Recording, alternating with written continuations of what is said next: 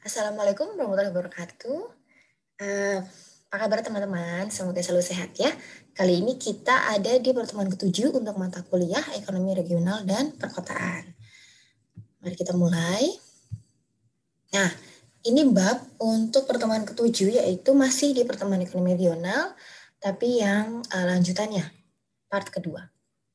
Mata lainnya, nanti kita akan membahas Regional Growth Accounting and Production Function Analysis. Yang kedua adalah Keynesian Perspective on Regional Growth and Balance of Payment. Ini pendahuluannya bahwa model satu sektor, gitu kan, dalam realokasi faktor produksi antar wilayah itu yang paling sesuai untuk model pertumbuhan regionalnya ya kan. Dalam jangka panjang, proses ini akan menyebabkan fungsi produksi seluruh wilayah cenderung konvergen, gitu kan, karena adanya regional capital return and wages, gitu kan, sehingga nanti regional expansion path-nya menjadi linear. Pertumbuhan output-nya menjadi meningkat karena adanya alokasi faktor produksi yang lebih efisien dan juga adanya pengaruh perdagangan. Satu hal yang berguna untuk memodelkan sumber pertumbuhan ekonomi dalam hal bab ini adalah adanya fungsi produksi, gitu kan. Fungsi produksinya menggunakan fungsi produksi Cobb-Douglas, gitu kan. Q adalah A kali K pangkat alfa kali L pangkat beta. Ya. Nah, sumber pertumbuhan regional dari fungsi Cobb-Douglas ini adalah penjelasannya. Gitu kan, kalau Q adalah outputnya, kemudian A itu konstanta, kemudian alfa dan beta itu adalah share dari capital dan labor-nya. K dan L adalah capital dan labor ya. Dan alfa dan beta adalah share dari capital dan labor, gitu kan? Dan ini share-nya itu diasumsikan konstan, selalu sebesar alfa dan selalu sebesar beta, gitu kan? Jadi selalu konstan. Dan ini kalau Cobb-Douglas asumsinya adalah constant return to scale. Ingat, alfa plus beta sama dengan 1. Jadi berapapun inputs itu digandakan, K dan L itu digandakan, nanti Q itu akan naik sebesar hal yang sama dengan penggandaannya. Itu karena pangkatnya sama dengan 1. Jadi kalau masih ingat di mikro, kalau K sama L digandakan sebesar M, maka nanti Q atau outputnya juga akan naik sebesar M. Itu kan naiknya konstan. Nah, kemudian selain share dari capital dan labor, modifikasi dalam fungsi Cobb-Douglas, CD itu Cobb-Douglas ya, bisa juga dilakukan terhadap variabel waktu. Itu. Nah, dengan memperhitungkan waktu, hubungan antara output dan input menjadi tidak statis. Itu kan karena selama perkembangan waktu pasti ada teknologi baru muncul, ada teknis produksi sehingga nantinya meningkatkan efisiensi produksi. Jadi kita bisa melihat pertumbuhan output itu juga berdasarkan waktu, berdasarkan jangka waktu. Nah, adopsi dan implementasi teknik produksi ini dinamakan inovasi, gitu kan, sehingga meningkatkan output dengan penggunaan capital labor yang relatifly konstan. Inilah yang disebut dengan efek dari teknologi. Nah, kalau diasumsikan teknologi meningkat sejalan dengan waktu, maka kita bisa memasukkan variabel teknologi. Di dalam buku di bagian lampiran bab ini, itu ada penjelasan bagaimana mereka memasukkan variabel tersebut sebagai variabel teknologi, kemudian mengubahnya dalam bentuk growth. Ini kalau ada tanda titik di atasnya nih, dot, seperti ini, itu sudah dalam bentuk growth. Bahwa Q dot, K dot, L dot, gitu kan, ada titik di atasnya, itu menggambarkan tingkat pertumbuhan output, kemudian capital dan tenaga kerja pada waktu T. Nah, tingkat pertumbuhan output ini merupakan penjumlahan dari pertumbuhan capital dan labor, gitu kan, dan tingkat teknologinya. Nah,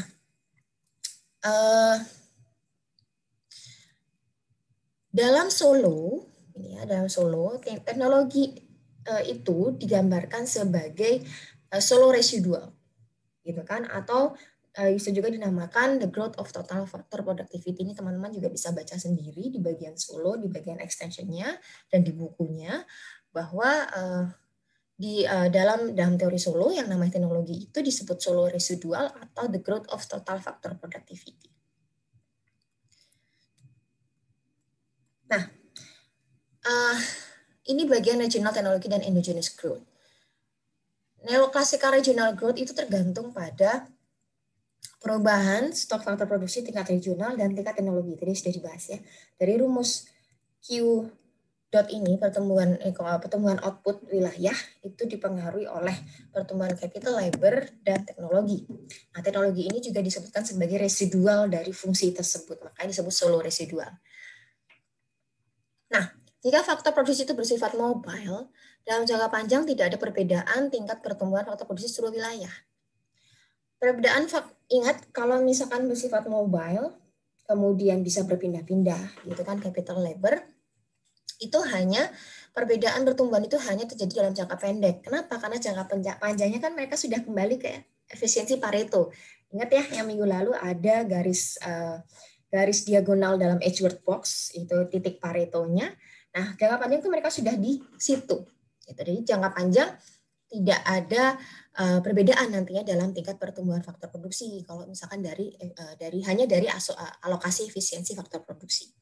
Nah, jangka panjang pertumbuhannya harus ada tingkat teknologi baru di tingkat regional. Makanya ini yang penting. Nah, bagaimana perbedaan teknologi antar wilayah dibahas di slide yang ini, bahwa teknologi itu meliputi perangkat lengkap dari produksi, kemudian organisasi, informasi, blueprint-nya, komunikasi, itu banyak. Jadi teknologi itu cukup luas cakupannya. Nah, penerapan teknologi pun gitu kan bukan suatu hal yang tiba-tiba, tapi perlu proses. Gitu kan, perlu proses untuk implementasi suatu teknologi. Gitu kan? Kemudian diasumsikan juga ini juga yang diasumsikan dalam model persaingan sempurna. Gitu. Dan ada kenyataannya itu ada difusi kumulatif teknologi dari waktu ke waktu dengan mengikuti bentuk S, bentuk kurvanya S. Seperti apa? Seperti ini. Jadi ini bentuk difusi atau implementasi adaptasi teknologi dalam suatu daerah. Bentuknya kurva S. Ada yang satu daerah difusi teknologinya berbentuk seperti kurva OX, ini OX ya, ada yang berbentuk OY, ada yang berbentuk OZ. Bedanya apa? Yang paling standar adalah bentuk OY. Gitu kan, pada awalnya ini kalau kita lihat ini difusi teknologinya itu lambat naiknya. Tapi lalu tiba-tiba mempercepat diri difusi itu. Artinya implementasi awalnya mungkin sedikit lambat, tapi ketika sudah mulai berkembang itu difusinya cepat sekali. Sehingga membentuk slope sebesar RR aksen ini. Ini difusi teknologi yang maksimum. Setelah melewati titik maksimum, kembali lagi melambat difusi teknologinya. Kita mau lihat ke OX, gitu kan? Ini sesuai dengan model satu sektor neoklasik yang mengasumsikan bahwa tingkat teknologi itu tersebar di semua sektor dan semua wilayah dengan cepat dan mudah. Nah, kalau dengan cepat dan mudah, difusinya cepat banget. Tidak lagi awalnya tidak melambat. Kalau OY kan awalnya agak melambat seperti ini ya, gitu. Jadi ada landainya dulu. Nah, kalau X itu langsung curam. Seperti ini. Nah, itu dia cepat difusinya. Gitu ya, itu OX. Kalau OZ itu berarti dia lebih lambat difusinya dibandingkan dengan OY dan OX. Nah, ini ada di beberapa daerah juga yang difusi teknologi itu lambat, kemudian mulai mencapai maksimum, tapi tidak securam seperti OY, kemudian dia melambat kembali. Jadi pertumbuhan antar wilayah bisa berbeda karena adanya perbedaan modal manusia antar wilayah, gitu kan? Difusinya juga jadi berbeda, tingkat difusi teknologinya jadi berbeda, gitu kan? Nah, ini menyebabkan adanya perbedaan sistematis dalam teknologi regional dan pada pertumbuhan regionalnya. Ini kita mempelajari lagi teori pertumbuhan endogen, yang diperkenalkan oleh Romer. Jadi kalau Romer itu memperkenalkan teori pertumbuhan endogen, bahwa produktivitas output dari suatu daerah, gitu kan, itu karena adanya spesialisasi. Ini kata kuncinya.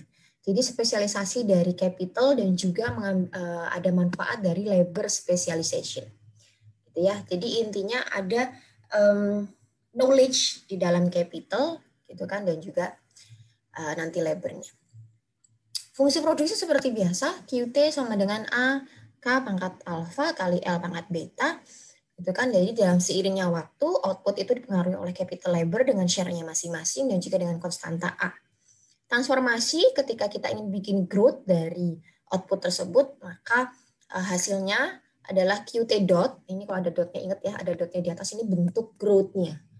QT dot sama dengan beta kali LT plus alpha kali KV dalam bentuk dot juga. Berarti growth dari Q adalah growth dari labor dan capital dengan share-nya masing-masing, itu sebesar beta dan alpha. Nah, perusahaan-perusahaan tersebut akan mengalami location specific specialization juga. Jadi tidak hanya spesialisasi capital dan labor saja, tapi spesialisasi labor, capital dan labor itu sebenarnya dipengaruhi oleh location specific specialization akibat adanya aglomerasi ekonomi. Nah, gitu kan, manfaat dari pertumbuhan ini juga nantinya akan cenderung terlokalisasi, gitu kan, akan mendukung pertumbuhan ekonomi di lokal di daerah tersebut.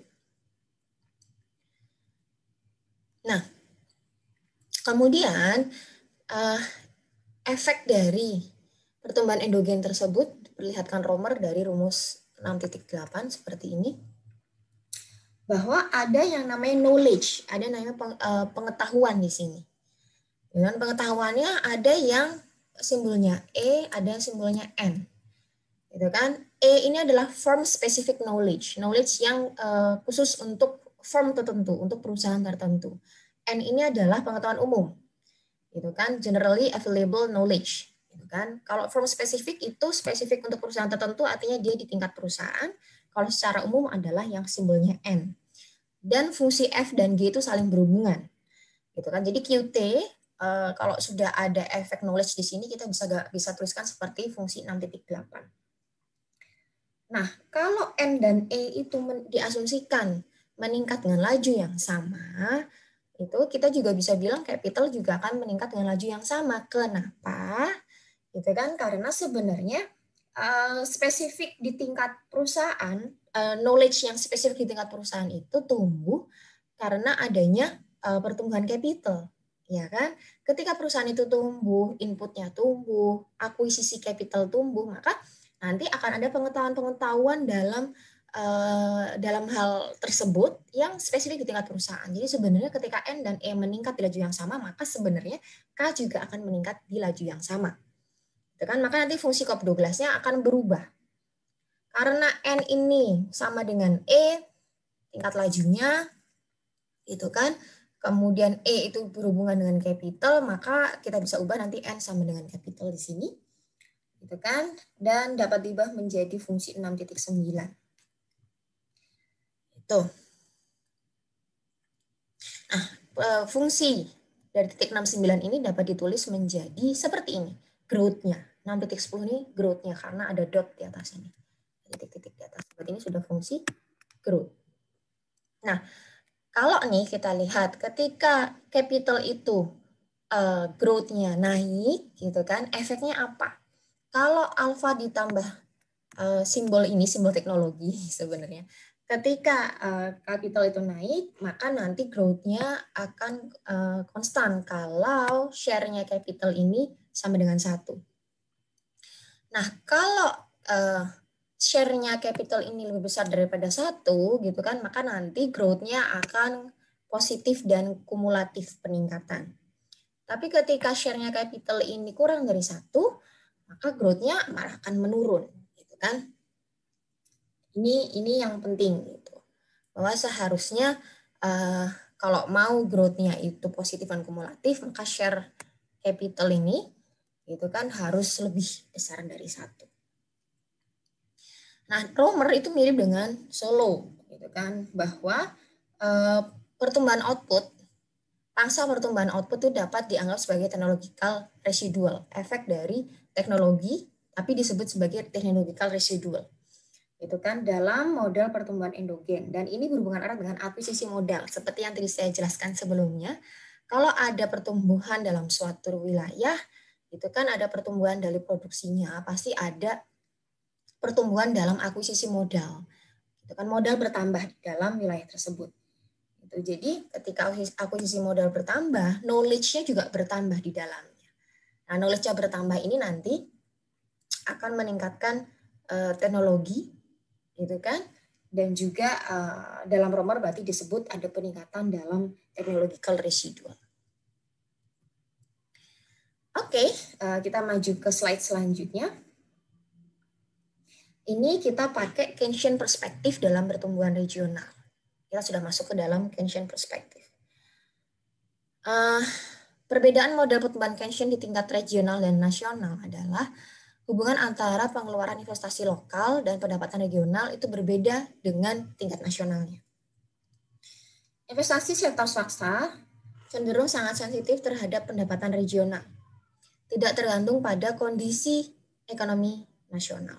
Kalau investasi sektor swasta itu lebih besar daripada investasi publik, maka bisa dibilang sebenarnya hanya sedikit dana yang tersedia di tingkat regional untuk investasi saat ini. Tingkat pengeluaran investasi regional yang saat ini misalkan lebih tinggi itu menyiratkan bahwa persediaan modal regional dapat diperluas dan ditingkatkan secara lebih efektif. Nah,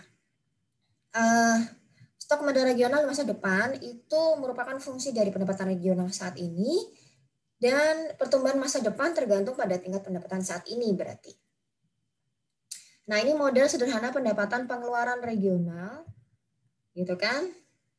Seperti biasa, Y, CIG, NX, gitu kan? NX-nya adalah ekspor kurangi impor tapi level regional, gitu kan? Kalau kita ubah ruas, Y ini kita ubah ruas jadi Y minus C minus I minus G sama dengan X minus M, begini pindah ruas.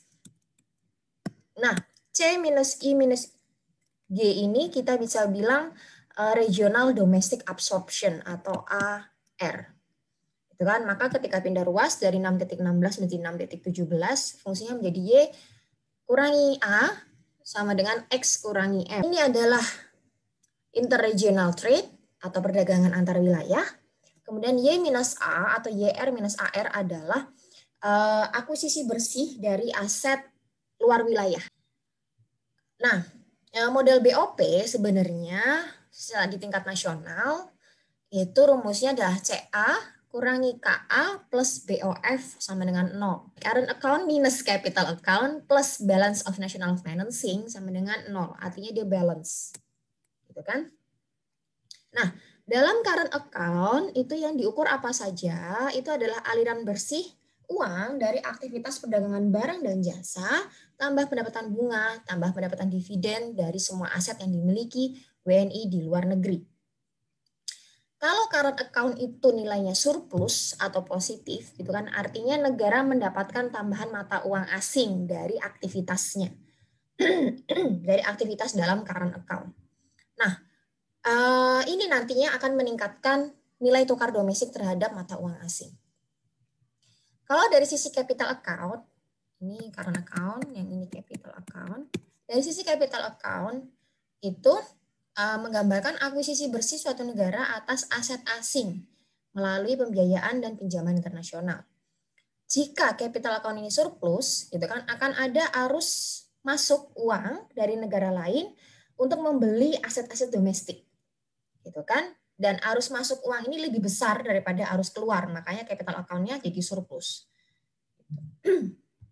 Nah, BOF, Balance of National Financing, ini jumlah yang diperlukan untuk menjaga pendapatan dan pengeluaran uang dari luar negeri itu tetap seimbang. Jadi kalau diubah ruang, kalau di sini hasilnya plus, gitu kan, maka yang di sini harus dikurangi.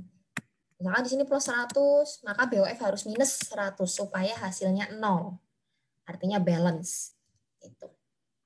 Jadi kalau di sisi kiri bertanda plus, itu artinya ada surplus. Kalau bertanda negatif nanti ada defisit. Dan kalau mau diadaptasi ke level regional atau wilayah, perlu ada penyesuaian. Semua transaksi menggunakan mata uang yang sama. Dan tidak ada hambatan perdagangan, tarif, dan lain-lain. Maka balance of national financing itu bisa dihilangkan. Nah, maka nanti rumusnya menjadi seperti ini. Untuk tingkat regionalnya, current account kurangi capital account sama dengan 0. Jadi kalau mau seimbang, current account harus sama dengan minus capital account. Ini yang tadi kita bahas di awal, Y dikurangi domestic absorption sama dengan ekspor kurangi impor di wilayah regionalnya. Gitu kan? Nah, kalau ada surplus dalam perdagangan antar wilayah, berarti kan ekspor lebih besar daripada impor. Uang yang regional terima itu lebih besar, gitu kan, daripada uang yang keluar. Kalau mau balance, gitu kan, uang yang itu bisa digunakan untuk membeli aset wilayah lain. Misalnya, jika ekspor regional sukses, neraca pembayaran surplus, pendapatan dari kegiatan ekspor tersebut digunakan untuk mengimpor barang dan jasa dari wilayah lain dan juga untuk membeli lebih banyak aset di wilayah lain. Contohnya dalam hal pembelian real estate di wilayah lain atau akuisisi saham perusahaan yang berlokasi di wilayah lain. Nah, itu kalau surplus. Kalau ternyata neraca pembayarannya defisit, nah defisit tersebut harus dibiayai dari penjualan aset. Jadi bayangkan Y minus A sama dengan X minus M. Kalau di sininya defisit, ini kan harus positif. Positif ini apa? Uang harus masuk dari sisi Y minus A. Ini dengan cara apa? Menjual aset dari wilayah tersebut ke wilayah lain. Untuk membiayai defisitnya dari perdagangan antar wilayah. Bagaimana kondisi jangka panjang kalau hal ini terjadi? Masalahnya aset suatu wilayah itu terbatas, tidak bisa semuanya dijual, gitu loh. Jadi untuk membiayai defisit neraca pembayaran itu nggak bisa dalam jangka panjang terus-terusan menjual aset, gitu kan. Lalu gimana kalau ternyata daerah itu mengalami defisit neraca pembayaran? Maka faktor yang menjadi penting dalam hal ini ekspor regional. Kenapa ekspor? Kenapa tidak variabel lain? Selain ekspor kan ada variabel lain lagi, yaitu investasi, gitu kan? Yang juga bisa ditambahkan, gitu kan? Baik dari sektor publik maupun sektor swasta. Nah, kenapa sih ini ekspor gitu? Ini kita bahas yang investasi ya. Dalam investasi, gitu kan? Masalahnya investasi itu sangat dipengaruhi oleh suku bunga, ya. Wilayah tidak bisa melakukan kebijakan suku bunga sendiri, tidak bisa melakukan kebijakan moneter sendiri, karena harus berpayung pada kebijakan moneter tingkat nasional. Gitu. Mari kita coba analisis. Kalau wilayah A memiliki permintaan investasi yang rendah dan B permintaan investasinya cukup tinggi. Nah, ini ada di grafik yang selanjutnya. Nih, ketika suku bunga ada di R bintang, ini kan suku bunga nasional, dan wilayah harus mengikuti itu. Gitu kan, mengikuti aturan suku bunga tingkat nasional. Ketika di tingkat B, region B, ketika di suku bunga nasional R bintang, investasinya sudah bisa menutupi Y full employment daerah B. Tapi kalau daerah A ternyata belum, dia di YA, dan ini lebih kecil daripada tingkat full employment-nya. Kalau mau YA ini tercapai full employment, R harus turun ke R1. Ini R berapa sih? Ya R1. Gitu kan? Supaya investasinya naik dan akhirnya mencapai pendapatan regional di tingkat full employment. Gitu. Tapi masalahnya kalau R-nya turun, R nasional turun, nanti di tingkat B, kalau R-nya turun di bawah tingkat R bintang, nanti akan menyebabkan inflationary gap. Kenapa? Karena Y-nya nanti akan lebih besar daripada Y full employment. Gitu ya. Sedangkan kalau R-nya tetap di R bintang di sini, untuk daerah A, maka terjadi deflationary gap. Artinya Y-nya lebih rendah daripada tingkat full employment. Wilayah tidak bisa merubah tingkat suku bunganya. Suku bunga tetap di R. Jadi tidak bisa menarik investasi dari sisi suku bunga. Ini agak sulit. Ya. Makanya wilayah tetap harus disarankan untuk ekspansi ekspornya untuk meningkatkan pertumbuhan ekonomi wilayah. Makanya dari awal tadi dijelaskan dari sisi capital account dan current account tidak bisa dengan penjualan aset untuk mendorong pertumbuhan ekonomi. Gitu kan, karena aset itu terbatas. Tadi sudah dijelaskan kalau defisit pembayaran harus dibiayai dengan apa? Penjualan aset, tapi itu tidak bisa terus-menerus dilakukan di jangka panjang. Gitu kan, sehingga pertumbuhan ekonomi juga jadinya tidak terjamin di jangka panjang kalau hanya dengan melakukan penjualan aset. Kemudian dari sisi investasi itu juga agak sulit dilakukan oleh wilayah karena apa? Suku bunga tidak bisa berubah di wilayah tertentu gitu karena mereka harus tetap berpayung pada suku bunga nasional. Lalu pilihannya yang paling pas adalah ekspansi ekspor. Itu digambarkan dalam kurva 6-11 ini. Ini sebenarnya mirip dengan makro, cuman kurvanya sedikit berbeda. Tapi kalau kalian mengerti teori makro, sebenarnya ini nggak masalah. Jadi ini yang di bagian sebelah kiri ini adalah gambar atau kurva yang menggambarkan tingkat investasi tertentu, ini I, pada suku bunga tertentu. Investasinya ada di level ini. Nah, ya. Di level ini investasinya, kemudian ini sebenarnya digambar kanan atas, itu adalah grafik pendapatan dan pengeluaran suatu wilayah pada investasi sebesar IR. Investasinya sebesar IR, kemudian tarik garis. Nah, ini adalah tingkat pendapatan pertama di Y1. Gitu kan? Lalu disarankan adanya peningkatan ekspor. Nah, peningkatan ekspor ini diperlihatkan dengan ekspansi kurva.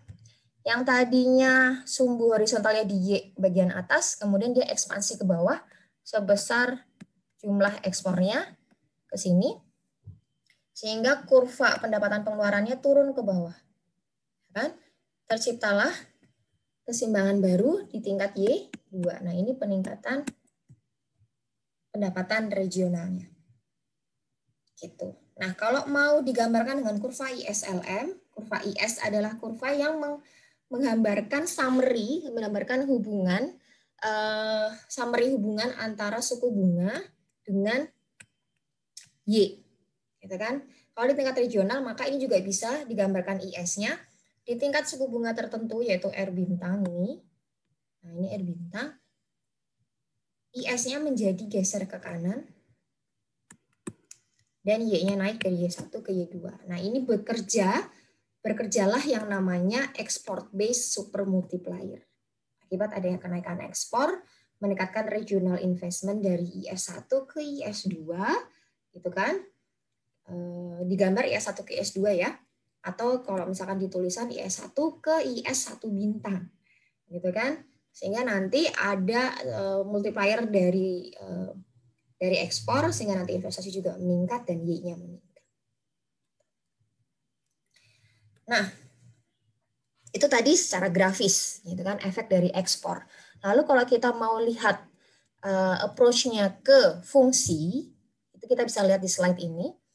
Itu kan ada simple long run regional import demand function dan juga simple long run regional export demand function. Jadi ada fungsi impor, ada fungsi ekspor. Ini fungsinya yang perlu kalian lihat adalah R. R itu adalah simbol wilayahnya. Jadi wilayah R. Ya. Nah, regional imports itu dipengaruhi oleh regional income, yaitu income dari daerah tersebut atau pendapatan regional dari daerah tersebut. Juga dipengaruhi oleh P, yaitu adalah elastisitas pendapatan dari daerah tersebut untuk barang-barang impor. Kemudian dipengaruhi oleh harga, gitu kan, baik itu harga daerah lain atau harga daerah dia sendiri. Dipengaruhi oleh exchange rate. Kalau ini sebenarnya tingkat regional, harusnya exchange rate nggak ada, gitu kan. Exchange rate itu harusnya bisa dihapuskan, gitu kan. Jadi sebenarnya kalian bisa baca nanti di dalam buku bahwa nanti kalau exchange rate sama perbedaan harga itu bisa dihilangkan untuk level regional. Kenapa? Karena diasumsikan memang harga itu tidak terlalu berbeda antar wilayah nantinya dan exchange rate nggak ada. Karena kan kita tidak memiliki mata uang yang berbeda antar wilayah. Tapi ini sebenarnya adalah simple formula awalnya. Simple formula awal untuk impor. Itu kan kalau tingkat regional nanti tingkat exchange rate sama perbedaan harga bisa dihapus, gitu ya. Kemudian ada faktor mu di sini adalah price elasticity atau elastisitas harga untuk barang-barang impor. Gitu ya, ini fungsi-fungsi dari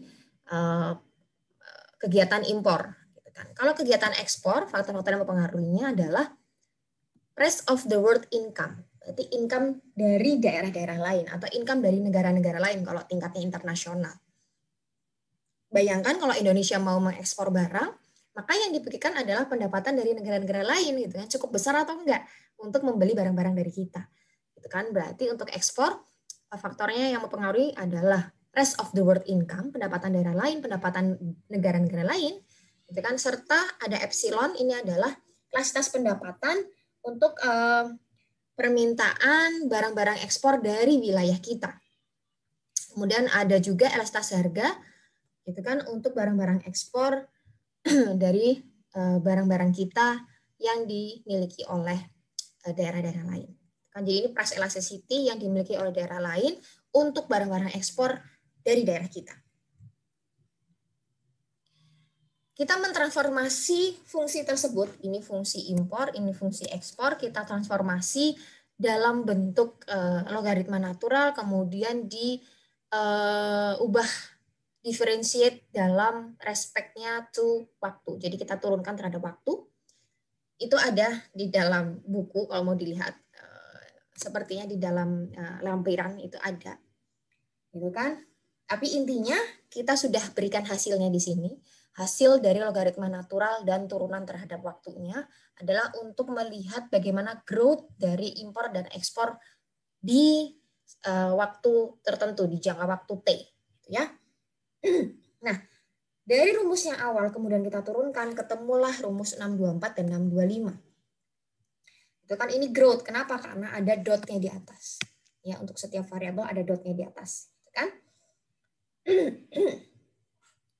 Nah, ini kalau kita lihat, itu kan regional import di dalam long run itu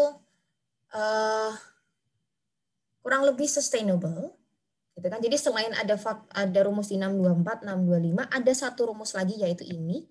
Itu adalah rumus lain dari regional import yang sebenarnya dipengaruhi oleh perbedaan harga dari dua daerah dan juga exchange rate dan juga level ekspornya. Gitu kan, ini impor itu sebenarnya sustainable dalam jangka panjang. Kenapa? Mungkin kita butuh mengimpor barang-barang input, gitu kan? Pasti adalah impor. Gitu, yang sustainable selalu dilakukan dalam jangka panjang. Gitu, dan itu dipengaruhi oleh ekspornya. Gitu kan? Tergantung juga ekspor kita bagaimana untuk mempengaruhi nanti impornya. Nah, ini ada satu rumus lagi berarti di sini. Gitu ya? Berarti kita sudah menemukan 3 rumus growth. 624, 625, dan 626.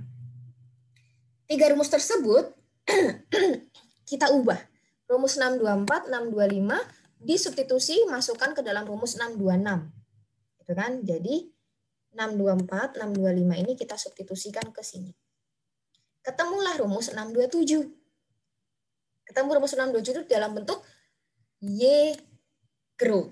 Growth dari dari pendapatan nasional dalam hal ini ya. Gitu. Nah, ada asumsi tambahan kalau kita mau aplikasikan fungsi 627 dalam tingkat regionalnya. Gitu kan? Diasumsikan bahwa relative price itu tidak penting, relatifly tidak penting dalam tingkat regional. Kenapa? Pertama, tidak ada perbedaan currency di antar wilayah. Jadi tidak ada currency yang berdiri sendiri antar wilayah, karena currency-nya sama rupiah kalau Indonesia untuk setiap wilayah. Berarti ini nggak penting, ya kan? Karena nggak ada perbedaan currency antar wilayah. Kemudian, sebagian besar harga di tingkat wilayah itu ditentukan oleh industri-industri oligopoli.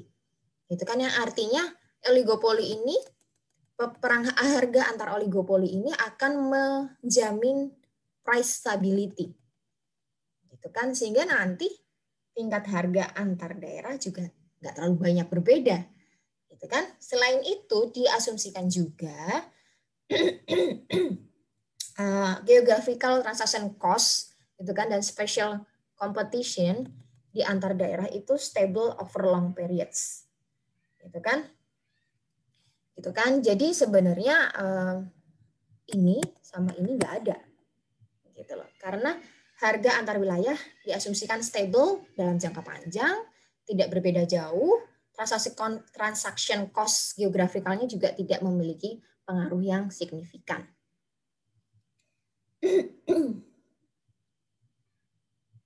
Nah, ini artinya bagian ini bisa kita hapus.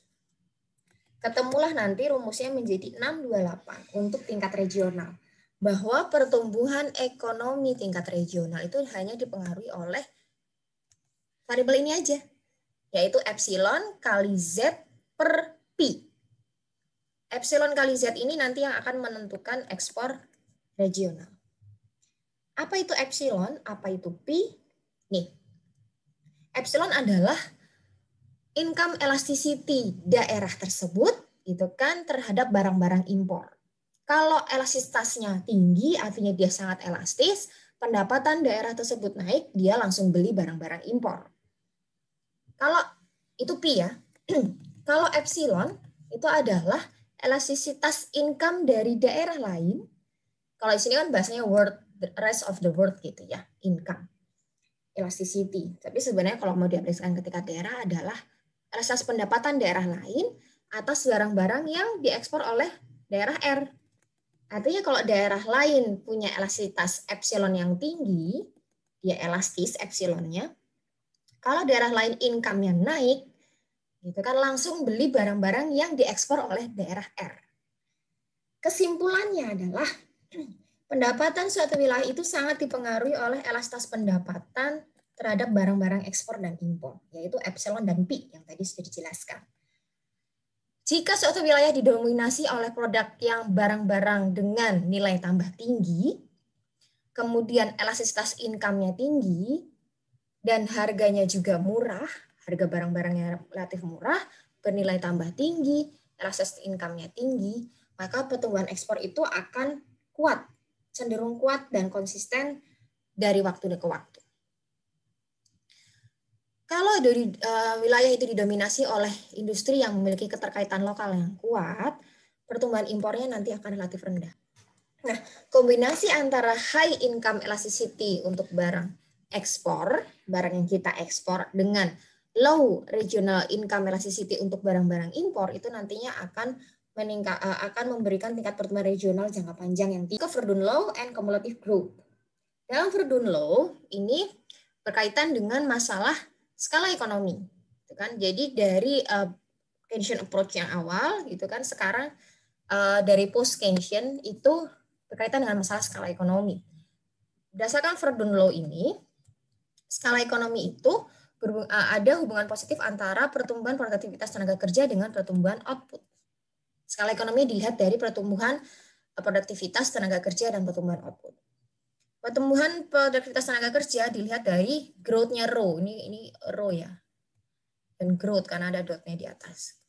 Growth dari growth dari produktivitas tenaga kerja itu dipengaruhi oleh pertumbuhan output-nya. Itu kan, hukum Verdon itu ada asumsinya bahwa A itu 2% konstan dan B-nya itu kira-kira setengah untuk koefisiennya. Kemudian di buku di dalam section 63 dan 631 atau di dalam section yang kita membahas teori Cobb-Douglas, dari fungsi-fungsi dari section tersebut itu kita bisa menulis ulang fungsi 629 ini menjadi fungsi 630. Menjadi ini harusnya dotnya di sini ya, menjadi pertumbuhan produktivitas tenaga kerja itu adalah gap dari pertumbuhan output dan pertumbuhan tenaga kerjanya. Nah, ini menjadi sedikit membingungkan karena variabel pertumbuhan output tuh ada di dua sisi kiri dan sisi kanan. Gitu kan. Akhirnya di dalam buku kalau mau dibaca, ini sebenarnya alurnya adalah dari sisi kanan dulu baru ke sisi kiri. Bahwa ada pertumbuhan output sebenarnya nantinya menyebabkan labor itu memiliki knowledge yang lebih banyak akibat adanya pertumbuhan output dan pertumbuhan produksi. Kan mereka pasti belajar kan, learning by doing-nya ada di situ. Ketika makin tinggi output mereka belajar gitu loh. Gimana cara menggunakan capital yang lebih baik, gimana caranya untuk meningkatkan output lebih baik ke depannya gitu kan. Sehingga nanti ada produktivitas tenaga kerja di akhir nanti. Jadi walaupun dua-duanya ada pertumbuhan output di sisi kanan dan kiri, tapi cara alur efeknya adalah tetap dari yang kanan dulu ini menjadi memberikan efek ke sebelah kiri, gitu ya. Nah, kalau di dalam Verdun Law di sini yang namanya pertumbuhan ekonomi regional itu digambarkan dengan grafik, gitu ya. Grafiknya ini adalah growth export, X dot, ini ada growth export, ini output growth-nya atau pertumbuhan output-nya, ini adalah produktivitas tenaga kerja, pertumbuhan produktivitas tenaga kerja atau row, growth dari row. Dan ini adalah adanya penurunan dari harga-harga real. Nah, ini kita lihat ada P, ada epsilon. Ini yang tadi kita bahas di Keynesian approach tadi. P adalah elastisitas income dari suatu daerah untuk barang-barang impor. Epsilon adalah elastisitas income daerah-daerah lain untuk barang-barang yang diekspor oleh daerah R. Gitu ya. Nah, jadi dengan bentuk sudut 1/P1 ini, itu nanti akan mempengaruhi bagaimana efek dari growth ekspornya. Mari kita lihat cara membaca grafiknya. Ketika ekspor growth ini naik sebesar X, ini akan meningkatkan produksi, akan meningkatkan pertumbuhan outputnya. Kan ya kan? Ketika ekspor naik, Y-nya naik gitu kan, jadinya ada pertumbuhan output di sini. X-nya naik sebesar, growth dari ekspornya itu naik sebesar X, efeknya nanti meningkatkan pertumbuhan outputnya sebesar Q, gitu kan, dengan dipengaruhi oleh A dan B, koefisien dan juga konstanta tadi di fungsi produksi. Nanti efek dari pertumbuhan output ini akan meningkatkan produktivitas tenaga kerja sebesar H. Gitu kan, meningkatkan pertumbuhan produktivitas tenaga kerja sebesar H. Asumsinya, pertumbuhan produktivitas tenaga kerja ini kan nantinya akan meningkatkan efisiensi dari produksi. Kan kemudian juga ada improvement dalam kualitas produk di dalamnya. Sehingga nanti bisa menurunkan harga, gitu kan, menurunkan harga real sebesar S. Penurunan tingkat harganya adalah sebesar S. Itu kan artinya dia lebih berdaya saing nih harga produknya, jadi lebih murah daripada sebelumnya. Nah, efek dari penurunan harga ini kan tentunya akan menarik bagi daerah-daerah lain untuk beli barang kita, karena barang kita harganya jadi lebih murah. Sehingga nantinya efeknya akan meningkatkan ekspor lagi. Sebesar berapa? X. Kenapa besarnya sama dengan yang sebelumnya? Karena pengaruh dari epsilon ini. Jadi dengan besaran epsilonnya sebesar E1 dan besaran P-nya sebesar P1, ini 1/P1 ya. Jadi besaran P-nya sebesar P1, ini nanti efeknya akan steady. Steady state regional growth. Artinya ekspor nambah, pertumbuhan output nambah, produktivitas tenaga kerja nambah, harga barangnya menjadi turun, meningkatkan ekspor lagi. Tapi ini nantinya akan terus berputar pada tingkat yang sama, pada tingkat yang steady. Tidak lebih besar, tidak lebih kecil. Dipengaruhi oleh besaran P1 dan epsilon 1. Maka ini kita bilang steady state regional output growth rate. Jadi tingkat regional growth-nya itu steady. Tidak membesar, tidak mengecil. Kita bedakan dengan grafik yang selanjutnya. Ini namanya cumulative regional growth. Regional growth-nya pada tingkat yang kumulatif semakin besar. Dipengaruhi oleh apa? Kita lihat sudutnya ini loh. Kalau A dan B-nya ini kan konstan. A dan B ini konstan sesuai dengan asumsi Verdun Law tadi di slide sebelumnya. Itu kan di slide sebelumnya sudah dijelaskan bahwa Verdun Law sudah mengasumsikan A-nya itu sekitar 2, kalau nggak salah B-nya sekitar setengah ya, konstan. Gitu, untuk setiap tipe growth gitu, itu konstan. Nah, tapi kalau di cumulative regional growth kita lihat efek epsilon 2 dan P2-nya. Kita lihat kalau ini 1/P2 daripada yang sebelumnya, itu kan besaran sudut di bagian 1/P-nya ini lebih besar yang ini. Itu kan artinya kalau P2-nya lebih kecil dari P1, efeknya nanti 1/P2 akan lebih besar daripada 1/P1. Makanya ini besaran sudutnya lebih besar nih di sini. Kemudian kita juga di dalam cumulative regional growth bedanya juga di bagian epsilon adalah epsilon 2-nya ini lebih besar daripada epsilon 1, sehingga sudut epsilon 2-nya cukup besar. Ini nanti ketika X-nya naik, di langkah awal X-nya naik sebesar X, gitu kan, export growth-nya naik sebesar X, akan meningkatkan pertumbuhan output sebesar Q, kemudian meningkatkan produktivitasnya sebesar H juga, gitu kan. Kemudian menurunkan harga sebesar menurunkan harga sebesar S. Efeknya nanti ketika harganya sudah mulai turun, itu kan menjadi daya tarik bagi daerah lain untuk beli barang kita. Ekspornya jadi naik lagi. Nah, karena efek E2 ini yang cukup besar, lebih besar daripada di E1 atau epsilon 1, maka nanti peningkatan ekspornya jadi jauh lebih tinggi daripada peningkatan ekspor yang pertama, yaitu di titik ini. Kalau ekspor yang pertama kan hanya di titik X1 ini ya. Peningkatan ekspor yang kedua akibat adanya penurunan harga real itu lebih besar, karena juga sudutnya ini loh yang besar. Nah ini nanti dia akan terus, ini kita naikkan lagi nih kalau misalnya kita tarik garis ke sana, peningkatan ekspor yang kedua ini akan meningkatkan lebih banyak lagi Q. Terus dia nanti akan membesar dan membesar dan membesar. Nah, ini adalah kumulatif regional growth. Kalau mau regional growth-nya kumulatif dan terus naik ke depannya, maka diperlukan epsilon yang besar dan pi-nya yang kecil. Bukti selanjutnya ada di dalam ini.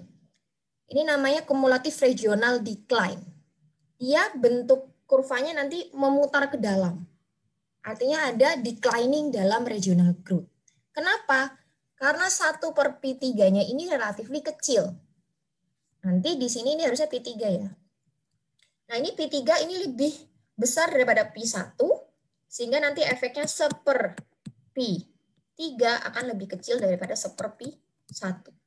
Kemudian juga epsilonnya di sini, ini harusnya epsilon 3 ya. Saya akan tuliskan yang lebih jelas deh. Nah, ini saya bersihkan lagi tulisan saya. Nah, ini 1/P3-nya ini kecil dan E3-nya juga kecil. Epsilon 3-nya kecil. Ini yang menyebabkan kumulatif regional decline. Kalau 1/P3-nya itu lebih kecil daripada 1/P1, itu disebabkan karena P3, ini P3 harusnya lebih besar daripada P1. Kemudian epsilon 3-nya kan kecil ya, lebih kecil daripada yang epsilon 1. Nah, ini epsilon 3 harusnya epsilon 3 lebih kecil daripada epsilon 1. Sehingga nanti efeknya malah declining dalam regional growth. Ketika X-nya yang pertama di sini naik sebesar X1, itu kan ekspornya naik sebesar X1, pertumbuhan output sebesar Q, pertumbuhan produktivitas tenaga kerja sebesar H, penurunan harga sebesar S, itu tidak menyebabkan peningkatan ekspor yang lebih banyak daripada sebelumnya. Malah meningkatkan peningkatan ekspor yang lebih kecil, sebesar X2 di sini. Sehingga nanti dia declining dalam pertumbuhan regional. Jadi begitu. Nah, ini sudah slide yang terakhir. Jadi kesimpulannya adalah kalau mau regional growth-nya itu kumulatif dan tinggi, diperlukan tadi P-nya, diperlukan P yang kecil dan epsilon yang besar. Itu tadi ya. Nah, sepertinya sudah selesai nih untuk perkuliahan, video perkuliahan ekonomi regional pertemuan 7. Saya ucapkan terima kasih atas perhatiannya dan mohon maaf atas segala kesalahan yang saya buat dalam video ini. Saya tutup. Assalamualaikum warahmatullahi wabarakatuh.